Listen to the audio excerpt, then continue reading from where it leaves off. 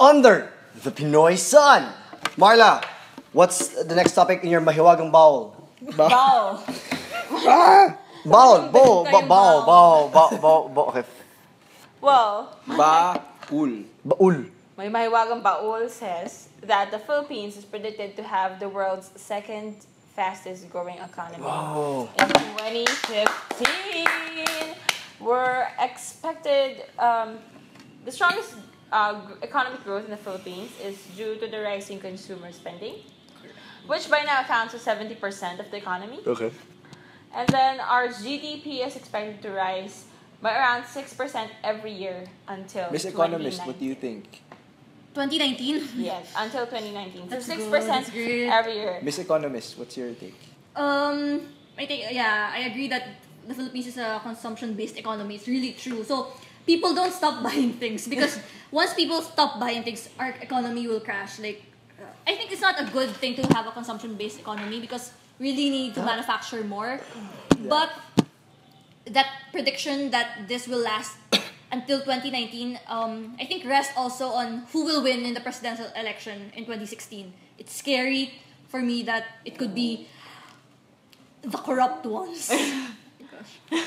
Because at least Pinoy, even he's like kind of incompetent, but when he was elected, I really like him. I mean, at least he's not corrupt. I mean, it's the henchmen around him that's Henchman. that's like influencing him. It's so evil in Yeah, Henchman. henchmen.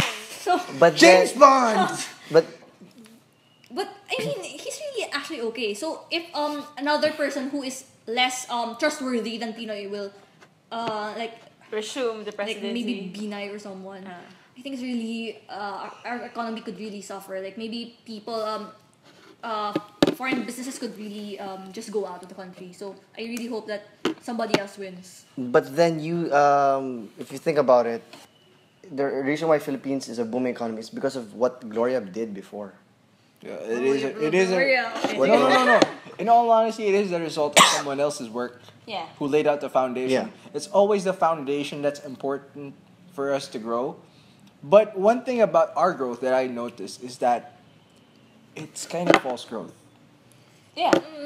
In some ways, It is. in some ways, Yeah. yes. Because, well, not actually false growth, but the fact that we are dependent on Consumer spending. consumer spending Yeah. or it's a false growth in a one way or another because of that dependency. Yeah, go. You're I mean, smarter. there should be more infrastructure. Yeah. At least the Which we're now doing. like, yeah, more like people are complaining about the traffic, but Yeah, at least traffic. there's more infrastructure. But yeah, it's more consumer based. So I don't know. Here's the consumption thing. based. From my analysis of this growth, the growth is only on top. It's always is. And people are saying that, because we have consumers now spending more money. No, it's not. People have been spending a lot of money. It's just that Filipinos became really brand conscious. Yeah. We are a showy type of people. We like to look good. We like to show off. We have nice stuff. And in that essence, it makes us want to buy more. That's why brands are coming in. It doesn't matter how expensive, but I'm going to spend 8,000 pesos on this shirt and not think about food, electricity, my cell phone bills. That's how we are as a people. That's kind of how our mentality is. So there is growth, but it's mostly on top of the people who were already rich, just got richer. That's why there's a lot of more Filipinos in Forbes list. And the people who before were spending their money in places like Green Hills, where you can't track, Yeah. are now spending in places like SM, H&M. Robinsons, Ayala Restaurants. Malls. Alam mo. Those places where they could be tracked. That's where the growth is. So there is growth on top, but with this, those big companies are killing the guys in the middle. It's growing fast up here. It's not growing here and here. It's actually killing off the guys in the middle. The So SMEs and the yeah, so it's kind of like our society, our economy is gonna be like rich people, poor people. Bit by bit, the middle part is getting cleaned up. But I think the middle class is actually growing. I mean, a bit. You're an economist, I'm not. But I really think that the middle class is actually growing a bit because I don't know, like economic growth. They want it right now, but it takes time, right? Yeah. You said it's because of Gloria. Yeah. Yeah, I mean, it could be part of Gloria's economic policies, but actually a lot of businesses actually trusted Pinoy, so they came in. So there's also a part that Pinoy played there. So I think it's not really just Gloria as well, because the confidence of businesses strengthened when Pinoy was elected instead of like something like Binay or something. Pero yeah, if Binay won, I think it would really be bad for. Don't the you live in Philippines. Makati? They're saying that Binay is good because he's providing a lot of the things But to the Binay Makati didn't- people, but Binay didn't run for presidency in 2010. yeah, he won for vice president. For vice But presidency. you live in Makati. No, I don't live. I live in Manila. Yeah, in Manila. In Manila, so it's near. But people are saying that Binay is good because he's providing a lot of things. But the taxes earned by Makati from the big businesses there is so big. It's just a small thing. So it doesn't matter if Binay is there or any other person. The tax earnings of Makati will still remain the same, and they should be given to the people. So it's not about Binay.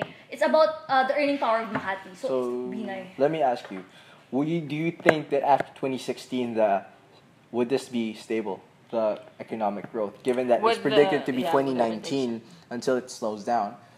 What do you think? Do you think it's going to be constant? I don't think. I mean, if someone really like Binay won in 2016, I think it could really affect the prediction, because those predictions don't really mean a thing, because like they're just estimations. So every year it changes. Like for like early this year, the prediction was 5 point something, and now it's higher. So it changes like within the year. So Who's number one? It's not Who's really- number one? In the standing. Not standing. I standing. Basketball. I know. Who's number one? Like, who has the fastest growing economy predicted?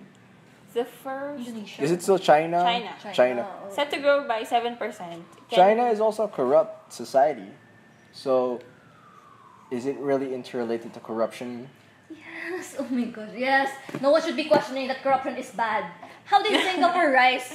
They do not have corruption because they're very strict. Sorry, I'm not an economist. I'm No, not I that. hate corruption. It's really bad. Well, I hate corruption as Okay, well. yeah. Do you hate corruption?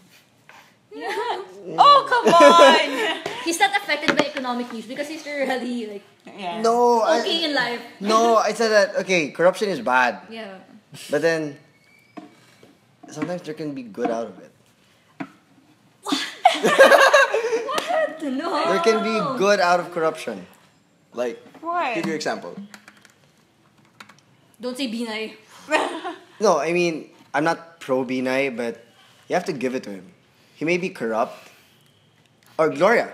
You know, but look what she did. Look what she did. Okay. You know. So let's just Um, agree to disagree. other former presidents, Marcos. Oh my god. You like Marcos.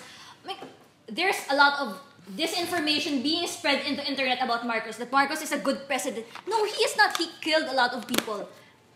People right But now then- are posting on Facebook positive things about Marcos. It's Yeah. not true. It's Yes, my yes, God. it's not true. I mean, he did have his bad side. He had a lot, but then if you think about it, he set up the Philippine Heart Center, Kidney Institute. But isn't it just a way of... What happened after? What happened after? his 2 years. He went You know, crazy. what happened after his presidency?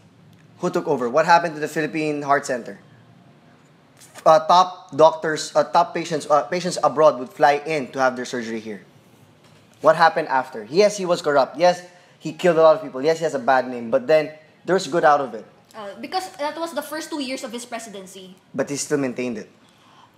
Because he really borrowed a lot of money. He still maintained it. We were the tiger Using economy. our money. But we were still the tiger economy of the Philippines. We had a geothermal plant. I'm just going to explain. Like, for example, this is the current money of the Philippine government, and Marcos was like this because he borrowed a lot of money that we are still paying for right now. That's why he was able to corrupt a lot and still have this amount to invest with the Philippine Heart Center and those.